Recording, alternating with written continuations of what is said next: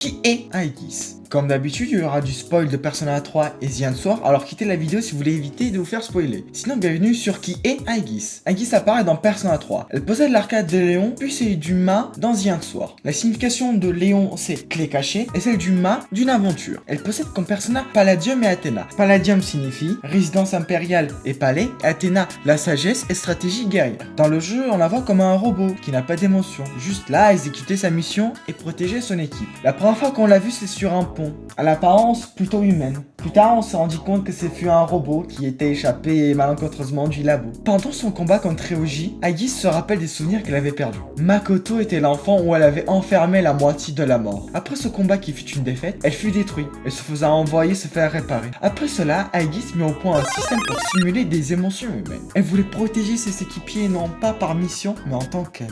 Quand tout le monde a vu Makoto vivant face à Nyx, elle pleura. Pleurer est le sentiment le plus humain qui peut exister. Et la fin du jeu où elle était avec Makoto en train de le remercier pour tout ce qu'il a fait. Elle qui veut protéger Makoto coûte que coûte, elle a pu accomplir sa mission. Et comprendre qu'est-ce que ça voulait dire, vivre. Mais malheureusement, ce n'est pas dans ce monde cette fin. Dans The End Sword, elle redevient une machine suite à la mort de Makoto, sans émotion comme ce qu'elle était de base. Elle voulait aller au laboratoire et faire comme si toute cette aventure qu'elle avait vécue n'avait jamais existé. Au cours de The End Sword, on apprend que Makoto se sacrifiait pour protéger le monde et ses amis. En gagnant les clés pour choisir ce que les SOS allaient faire, elle allait faire le choix que Makoto aurait fait. Après la défaite de Erebus, Aegis s'est rendu compte de l'important d'avoir des amis sur qui compter. Au lieu d'aller au laboratoire, elle préfère continuer ses années avec des amis et avoir des émotions.